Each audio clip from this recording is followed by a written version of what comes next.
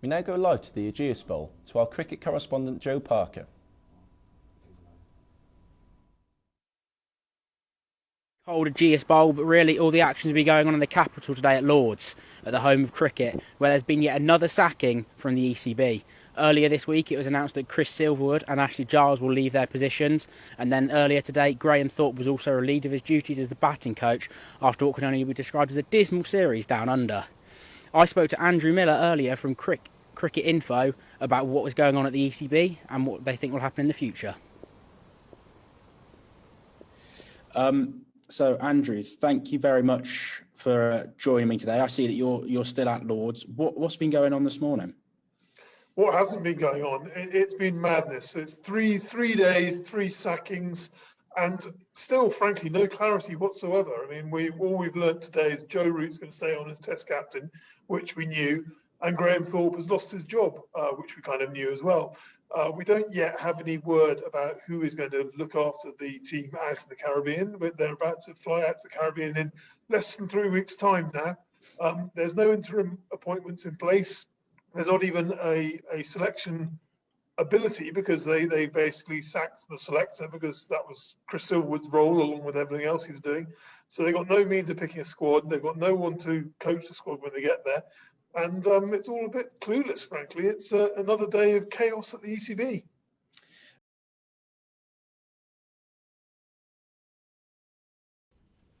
Off to Southall now for the 12.55 Kazoo Mares Novice Handicap Chase. There's 5 runners over 3 miles. They'll take 19 fences, 2 in the back the first time round. Your runners are number 1, Undula Senier. It's her first time over fences after impressing in hurdles recently. She'll be running for Fergal O'Brien, jockeyed up by Paddy Brennan for the Millennium Racing Club. Number 2 in the yellow silks with red sleeves and red hat is Chaparani. She had 4 hurdles wins last season, and this is a much more realistic task compared to her recent chase debut. Aaron Anderson rides for trainer Jane Mackin and owner RG Mackin.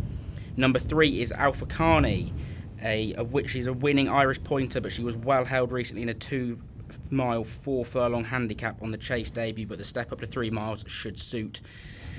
She is trained by the in-form Ollie Murphy and will be ridden by Aidan Coleman, for owner Tim Sider.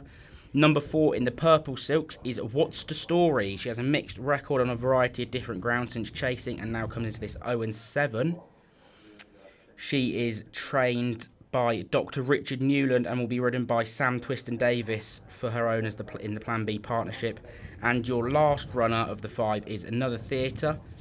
She had a hurdle win off £9 higher than this mark at Sedgefield in March. Modest form on the latest 2 chases in 2020. And she is 11-2 in the market, trained by Philip Kirby, ridden by Thomas Dowson for owners Zoe and George Hassel. Just about to reach the off here at the 12.55. There's two joint favourites there's joint favourites for you. There's number 2 Chaparani and also number 4 What's the Story. Personally, for me, I think Undula Senier on chase debut could run a massive race. I really like her. The flag's still travelling really nicely over the next fence. What's the Story still leads, but Paddy Brennan on Undula Senier takes up second place here, with Alpha Karanai and Chaparani in 3rd and 4th, and it looks like Another Theatre might have ran her race back in 5th, being outpaced here. But What's the Story still leads, but a lot of questions being asked by jockey Sam Twiston Davis here, and Paddy Brennan looks really comfortable on Undula Senier here. They're all off the bridle now, and Chaparani's travelling really well from the back of the field. They're all going to get over. They're all over. What's the Story still in the lead? Undula Senier, after travelling really well into the race, looks to have run her race here. What's the Story still leading, but the one to look out for is number 2 Chaparani, travelling really well into the house. Chaparani jumps that better from What's the Story, and looks like it's going to be What's the Story just about leading into this final fence. No, Chaparani takes it up from What's the Story, gets over really nicely, and is going to run out a ready winner by the looks of it here.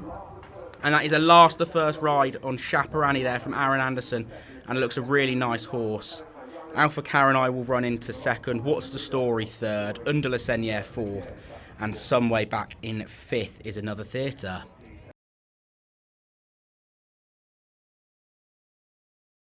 Oxford United host Doncaster Rovers at the Kassam Stadium on Tuesday evening. The hosts come into the game 9th in League One, but lost at the weekend 2-0 away to league leaders Hull City, in which Robinson was impressed with his team for large spells. Listen, you can chuck as many excuses to anybody, and I think the fans will dig their way through the good, the bad and the ugly of that performance. I think the most transparent I can say is I thought we were good for 60 minutes. I thought we then lacked a little bit of power the longer the game went on, and as we were saying then, I've just been watching a 6v6 on the pitch that they're playing, there's 12 players out there, and I think like Zaviz and Cowley and McGuinness and people like that, you think to yourself, Emmanuel, they're just good players at this level and good players at the next level up, and they're always going to make it difficult for you. So from our point of view, there's a lot of learning to do. Robinson went on to add how damaging injuries have been for his squad this season, but did mention how impressed he has been with the players in his squad. And the problem with the squad depth is you can't carry 5-6 injuries when you come to the league leaders away. And this is the first time that you've gone, yeah, we missed them. And it's not a slant, it's not a criticism, it's just a fact. In some games at this level, yeah, you can get away with it. And by the way, the players have been excellent. Doncaster come into the game having drawn 0-0 at home to Northampton Town on Saturday, and interim manager Andy Butler struggled to find any positives about his team's performance. Being totally honest, disappointing. Didn't think we played with any sort of urgency or any sort of tempo. Northampton came here, obviously set us all out for 0-0 and get something on a break or on a set piece, so we had to be switched on for them, which we were. The game should be an end-to-end affair, with both teams needing 3 points if they are serious about being involved in the playoffs come May. Chances for Oxford and Doncaster. Joe Parker. Yeah, it's been a bit of a feisty affair so far, end-to-end, as I think most people predicted, with Brandon Barker picked the ball up in the middle of the park, started to drive through the Doncaster defence, but just lost control of the ball as he was about to shoot. And for Doncaster, Taylor Richard, who seems to be playing sort of within the traditional number 10 role, has had a shot which was easily saved by Oxford United goalkeeper Jack Stevens, but still 0-0, 7 minutes in. Although Cameron Brannigan's on the attack for Oxford. Oh, cut out. Cool, brilliant. Thank you very much, Joe. Off to George Power, who's watching Walsall and Crawley. It's been a game at the top of League One. Joe Parker, much more going on? It's still very end-to-end here. It's Doncaster's number 17, Taylor Richard, seems to be causing all sorts of issues for the Oxford defence. But Brandon Barker for Oxford is causing just as much issue for the Doncaster defence as well. Still very end-to-end, with neither side really getting a grip on the game as of yet. Brilliant. Thank you very much, Joe. Goal in the game at the Kassam Stadium. Joe Parker. And it's come to the home side, Luke. It's Brandon Barker again, like I said earlier, causing absolute chaos down the wing. He's been driving at his defender. He's taking him on. He managed to get into the box, into the byline, and managed to cross the ball back to Matty Taylor, who finally ends his dry spell and manages to sneak the ball past Louis James in the Doncaster goal. It's 1-0 Oxford United. Brilliant. Thank you very much. Sam Stadium, the hosts had taken the lead. Will there be much of a response from Doncaster, Joe Parker? It doesn't look like there has been so far, Luke. Doncaster are persisting on playing out from the back and using their centre-backs as ball players, and it's really their downfall so far, with Oxford pressing really high up and creating constant chances from the Doncaster defence, not being allowed to play out from the back. Doncaster have just had a shot go narrowly wide, but still all Oxford here after 30 minutes, 1-0. Thank you very much. Down to League or elsewhere in a promotion battling game in League One at the Kassam Stadium. Oxford were 1-0 up, but there's been a second goal. Which way has it gone, Joe Parker? It's gone to the home side. It's Matty Taylor again. Oxford are currently 2-0 up, but Olamide Shadipo was running riot on the wing. He won a dangerous free kick, and Liam Kelly whipped it into the back post, where Josh Ruffles was there to nod it back across goal, and Matty Taylor does what Matty Taylor does and finishes from about 3 yards. 2-0 Oxford United, 40 minutes in. Brilliant, thank you very much. I asked Mattas a couple of moments ago whether a Robert goal at the Kassam, Joe Parker. And it's gone to the home side again. Oxford United are now 3-0 up, and like I mentioned earlier, Doncaster trying to play themselves out of defence, and it's been their downfall again here, with it being on the edge of the box. It's a bit scrappy. Brandon Barker's managed to win the ball back. He's laid in Olamide Shadipo, who's about 12 yards out on the angle, and he's slotted home into the bottom corner. 3-0 Oxford. Brilliant. Thank you very much. Almost a chance Oxford United are firmly in control against Doncaster Rovers, who seem to be slipping a bit since they lost manager Darren Moore. Would that be true, Joe Parker? Yeah, I don't know. They just don't seem to be well, they're not in control of the game at all. They're trying to play out from the back, and it's really not helping them. With Oxford's high press, it's playing right into Oxford's hands. And to be honest, I think Oxford United will be looking to go for the kill in the second half and concede themselves getting a few more goals if it stays like this. But at the same time, they do need to be wary because it only takes a couple of chances for Doncaster to get back into this game. So hopefully Oxford will think that there'll be more goals for this, but they also need to be wary of what could come in the second half. Perfect. 3-0 there. The other game at the top of Oxford United came within a whisker, I think we can put it, of promotion to the Championship last season. After what I'm going to call a playoff hangover, they're now within 2 points of the playoff places. Joe, how are you feeling after that win? I'm very impressed, actually. It was very professional, very workmanlike in the second half. Not at all what I was expecting. The team as a general had been struggling for goals recently, but that performance was absolutely exceptional in the first half with the high press and getting Doncaster on the back foot, which was what was needed. And then 3-0 up at half time, the game's pretty much over, and we just killed the game off. I think Doncaster probably had one or two chances in the second half, but nothing of real note, and it was just a very professional performance from the boys. Obviously, you went on this brilliant unbeaten run through the middle of the season. Come off it a bit recently. Do you think you could go on another one to the end of the season to get into the playoffs? Yeah, quite ironically, actually, the winning run was ended at Doncaster away in February, so I wouldn't mind if this win started another run. But a lot of big games coming up, so who knows? But yeah, you'd like to think if you stay unbeaten until the end of the season, then I don't see why Oxford won't be in the playoffs. But it's a big if. Oh, thank you very much, Joe. Back to. Then obviously it's been behind closed doors until Saturday. How was it having the fans back? I know that they were all very excited to be back, and obviously the result against a very good side helped. Yeah. Were the fans were they part of that result? Was it? Yeah, most definitely. It was emotional, to be fair, from my perspective. I'm a lifelong Oxford United fan. I've been going since probably 1983, something like that. And I've only really been working for the club for 2 years, and I've found myself right in the middle of what was essentially my hobby. So, and having the influence that I do within the club, it's interesting to see how it all pans out. But yeah, I don't know if you know. So we've been having simulated crowd noise. Yeah, I did know that. Yeah. So that was a decision that we made a couple of weeks ago, really. And to be fair, it was off the back of watching a few games on TV. There's been a few complaints about iFollow that it lacks a little bit of atmosphere and this and that. Anyway, so we decided to put some crowd noise in, and actually it wasn't as tacky as I thought it was. And so we kind of persisted with it. Now, as soon as we knew the fans were going to come back in, it put us in a bit of a quandary, because we thought, well, there's only 1,000 fans coming in. Is there going to be any atmosphere? Thinking that, the lads that would make the noise might be displaced from the East Stand.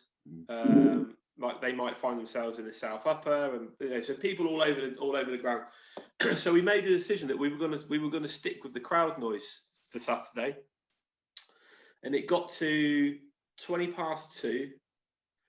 No, 20 to about 20 past 2, and the lads came out for a warm up. There was only, and I think at that point there was only about maybe 200 or 300 in the stadium, and the roar that I was stood pitch side, the roar that I felt when they came out, I turned around straight away to Peter Rose Brown, who was next to me, and I said, "We're not doing the crowd noise today. I'm knocking it on the head." And everyone sort of looked at a bit perplexed. And I said, "No. We've got this today. We've got this. The fans will be up for it today." So I went upstairs, spoke to Nathan Cooper. We have to tell the referee and stuff that we're not doing the crowd noise, and tell Hull City. And yeah, the lads, when the lads came back out at 5-3, amazing. I was emotional, and I think the fans massively helped. They certainly, well, I know they helped. I have a little chat with Carl, usually pre-match, half-time and post-match. Half-time, me and him were stood by the tunnel as the teams were coming back out, and he just said, and excuse the language, he just said, these fans are fucking unreal. He said, this is unbelievable.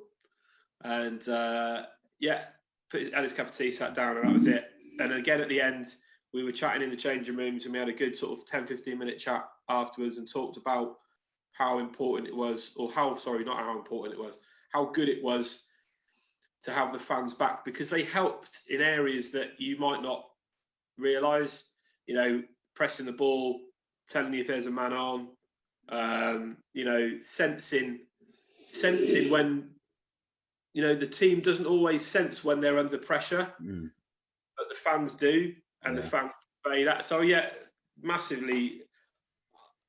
massive influence on the result, I feel. Well, yeah. I think that's about everything. Thank you very much.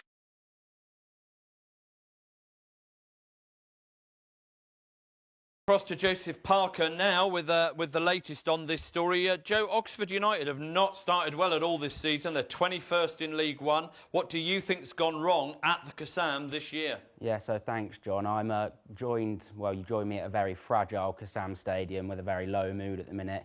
Last year's beaten playoff finalists and favourites for promotion this year, Oxford currently see themselves sitting 21st in Sky Bet League One after 9 games with 3 wins and 6 losses, albeit with 3 games in hand over most of the teams in this division. So you just mentioned there that they've got a few games in hand. I know they've had a lot of games postponed, but what does Carl Robinson, the manager, have to say about that? Yeah, so they've had 4 games postponed so far this season, 2 against Crewe due to COVID, then an A420 derby just as they were picking up some form against Swindon, postponed again due to COVID, and then a game against Doncaster just last weekend, postponed due to international call-ups. But Carl Robinson has come out recently and said that there's not much more him and the coaching staff can do. They're putting in the effort and it's just not being reciprocated on the field at the minute, and he's getting a bit fed up with it. And the manager fed up, obviously, and we can maybe understand why looking at the performances. And the fans have obviously shown their displeasure as well with the results this season. What's the mood like around the Kassam? Yeah, so like I said earlier, it's very fragile at the minute, and for the sake of Carl Robinson, the manager, it's probably a good thing fans aren't allowed in the grounds at the minute. But there's a real imbalance at the minute. Most fans, well, it's probably split 50-50 actually. Some fans are saying, get him out of the club, the transfers haven't been good enough.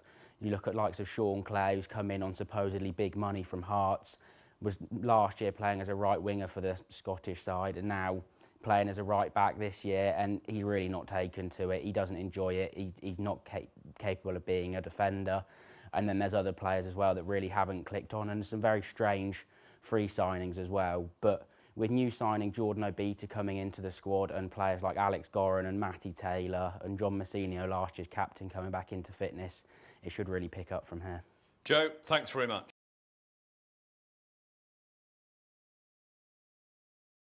Welcome to St Mary's Stadium, the home of Southampton Football Club. The Saints have been somewhat of a surprise package this season. After 10 games, they currently see themselves lying in 6th position with 17 points and including 5 wins. Ralph Hasenhüttl's men have seen themselves pick up maximum points against, and at the time, high-flying Everton, Burnley, Newcastle, Aston Villa and newly promoted West Brom. Danny Ings has been somewhat of a talisman for them this season. In the 7 games he's played, he's got 5 goals and 2 assists, but his recent injury has left them without a proper goal threat.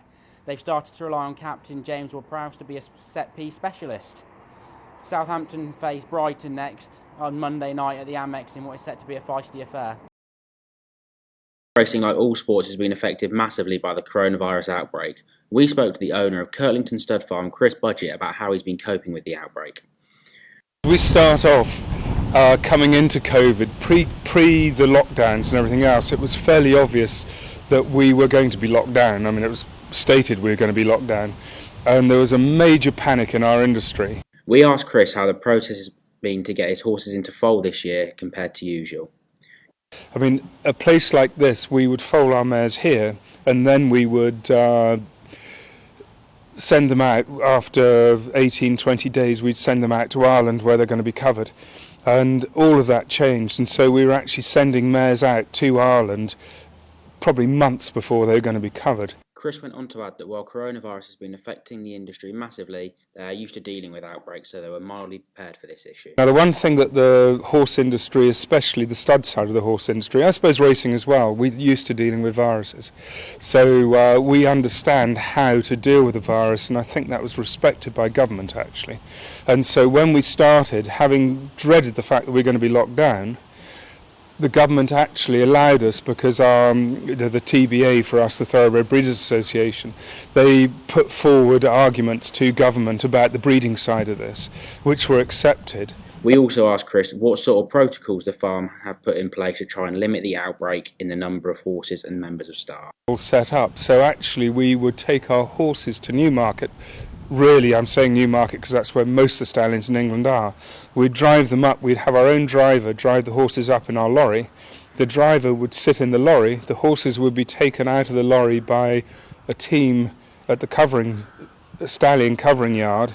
The mare would be covered, put back in the lorry, and then our guy would drive back down again.